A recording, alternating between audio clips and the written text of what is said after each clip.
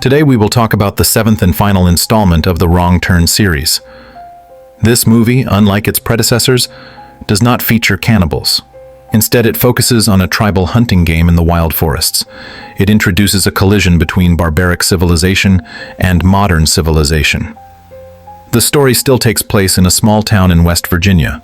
An elderly man with white hair arrives at the police station to report a case.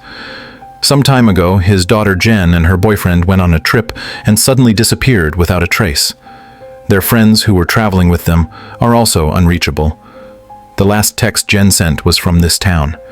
He asks the sheriff to investigate, but the sheriff suggests they might have gone off to do their own thing and simply forgot to reply to calls.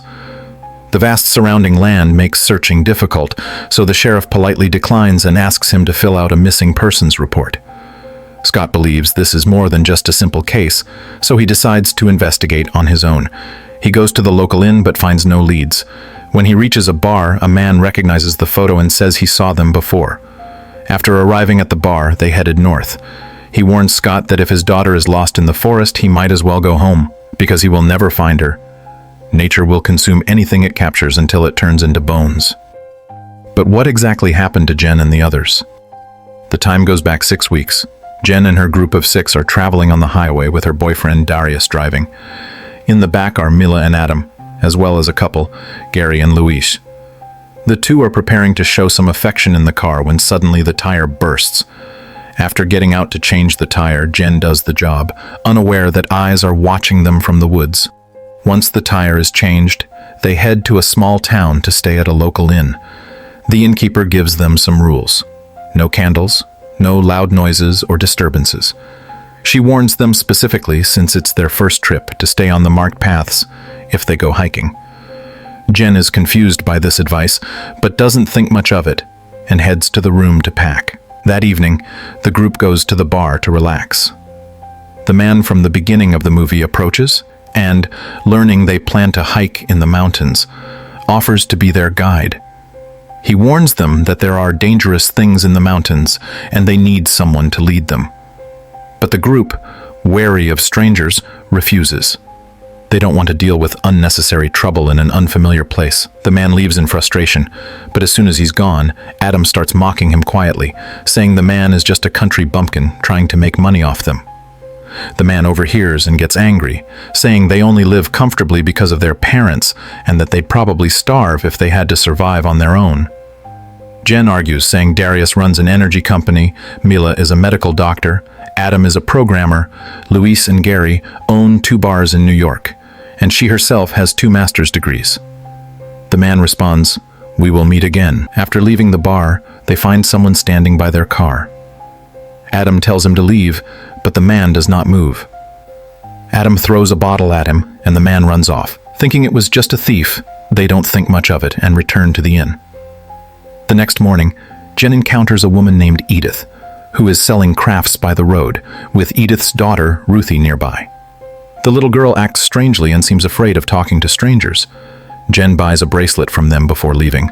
Not long after, the group departs from the inn and officially begins their ill-fated journey. They follow the markings on tree trunks. At one point, Darius suggests visiting a fortress left after the war and proposes they go see it. Jen remembers the innkeeper's advice and thinks they should stick to the local recommendations to avoid getting lost or leaving traces in the wrong areas. Darius reassures her that they'll only look, and if there's nothing there, they'll return. After convincing Jen, she finally compromises, figuring it shouldn't cause too much trouble. So they enter the forest. After 4 hours of walking, they find no fortress. Darius decides to go ahead alone while the others should return. Just as he finishes speaking, a huge log rolls down the hillside. The group senses something is wrong and runs for their lives, but they trip on branches and tumble down the hill. Gary is blocked by a tree, and the log crashes down, crushing him into a pulp. Luis is heartbroken at the loss of his boyfriend. Now the group realizes something's wrong and blames Darius for what happened. Darius deeply apologizes, but he knows the dead cannot be brought back, and finding the right path is the most important thing. While they are talking, Jen sees a figure in the distance, but when she blinks, the figure disappears. Darius assumes it's just Jen's hallucination due to shock. The group marks the spot where Gary died and continues downhill in search of rescue. As night fell, the sky opened up with a torrential rain, and Darius successfully led the group off track.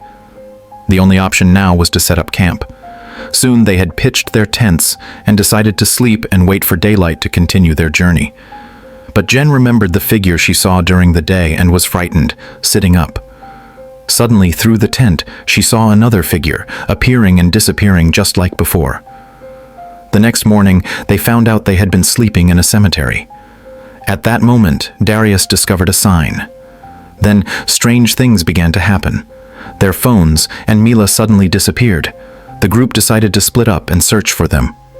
Jen encountered the little girl, Ruthie, from the town. Adam, seeing this, tried to ask her if she had seen Mila. But in his overly excited state, Ruthie ran off when she saw him. Adam chased after her. In the pursuit, he accidentally triggered a trap and fell. Looking closely, he saw his foot was caught by an iron chain, which began retracting.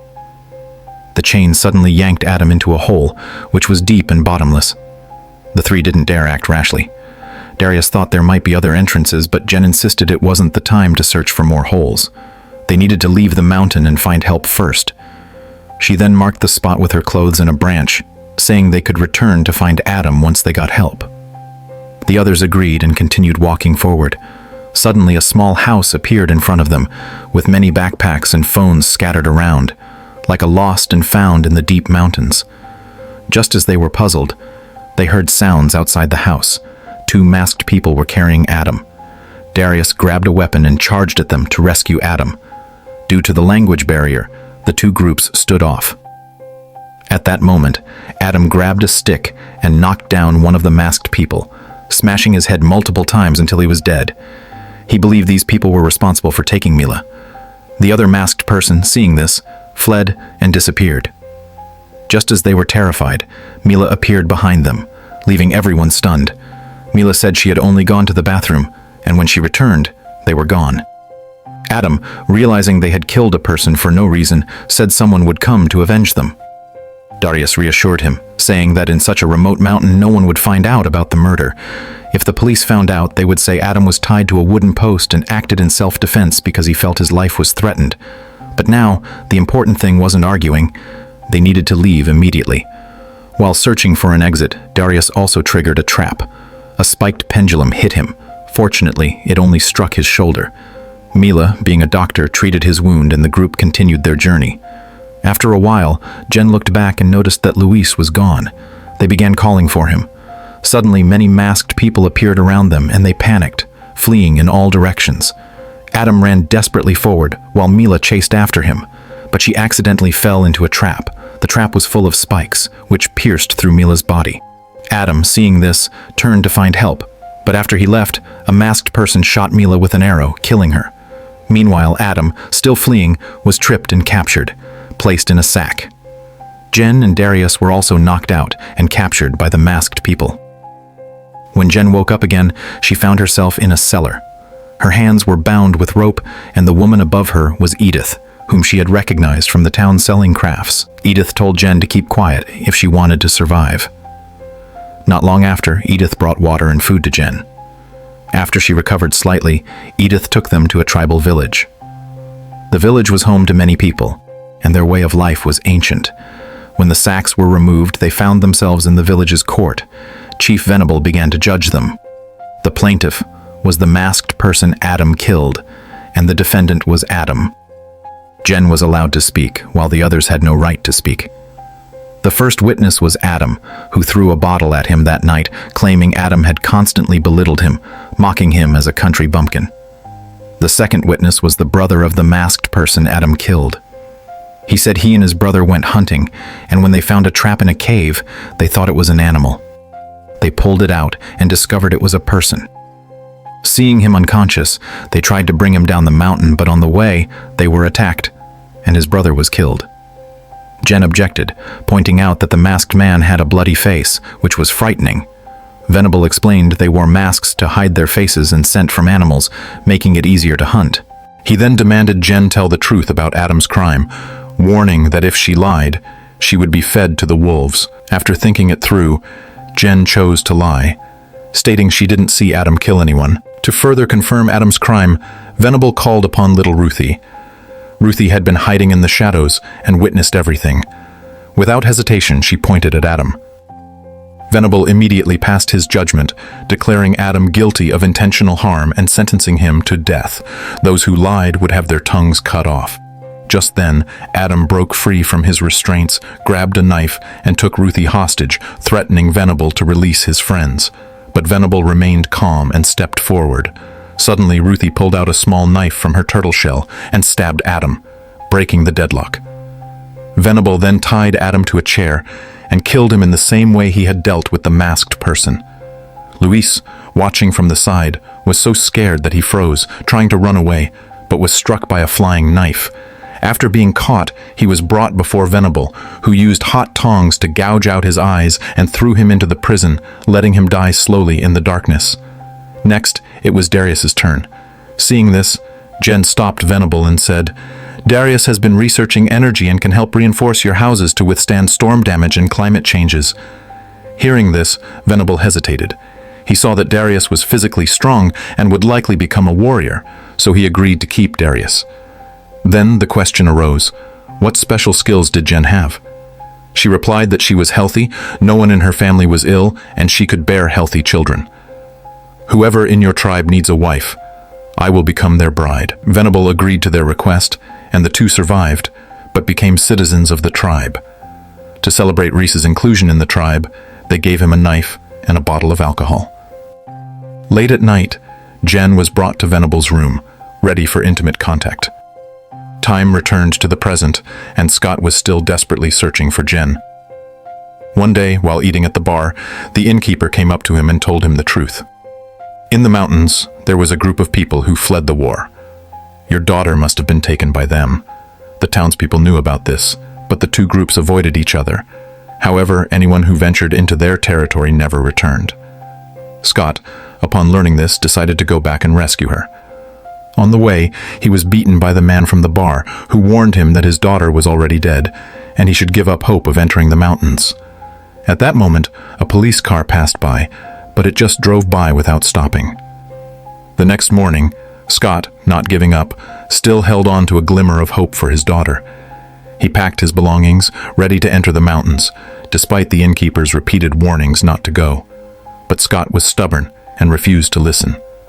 Reluctantly, the innkeeper introduced him to a hunter. Scott paid him a large sum of money, and the hunter reluctantly agreed because he needed money for his son's education. Once in the mountains, the area was full of dangers, and any wrong move could trigger a trap. While they were talking, one of the teammates accidentally fell into a trap. The two rushed to help. Fortunately, the injuries were minor, but just as they were about to pull him out, the hunter triggered another trap. A sharp spike hit them both, killing them on the spot. Scott narrowly avoided the same fate. He scavenged the hunter's gun and took the tools from the backpack, preparing to fight alone. By nightfall, Scott was knocked unconscious by two masked people, and the one who brought him back was Darius. He had adapted to life in the tribe and had become a loyal warrior. Scott panicked, picked up a gun, and fired 3 shots into the air to threaten them, demanding they release Jen. An arrow suddenly struck Scott's arm. The arrow was shot by none other than his daughter, Jen. Venable appeared and said, "She's no longer your daughter. She's my wife now." He then charged Scott with illegal intrusion and sentenced him to death in the cellar at dawn. Back inside, Venable asked Jen, "That's your father? Can you bear to let him die?" Jen said she had made her choice and showed Venable her determination with her actions.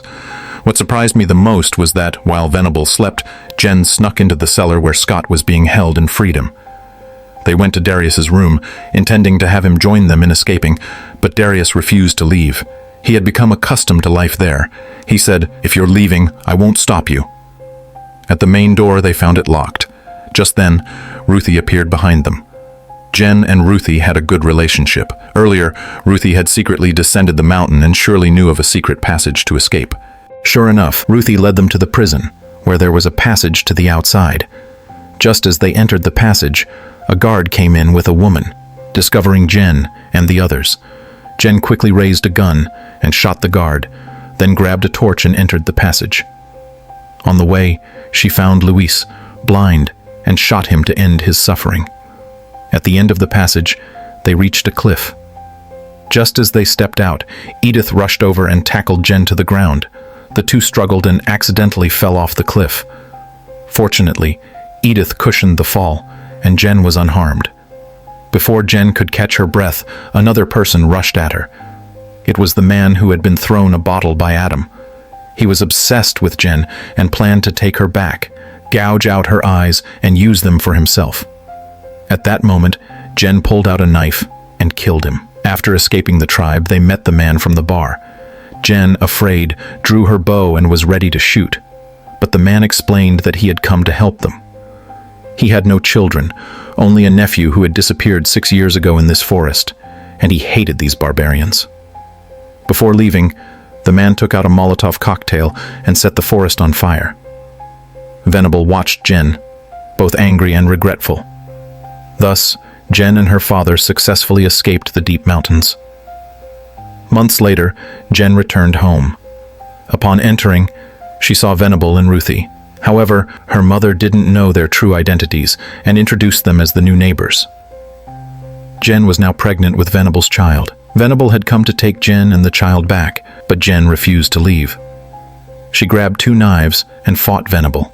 It turns out that everything that had happened earlier was just a fantasy in Jen's mind. To prevent her family from being hurt, Jen made the decisive choice to comply. But the condition was that they would never be disturbed again. Venable agreed to Jen's request.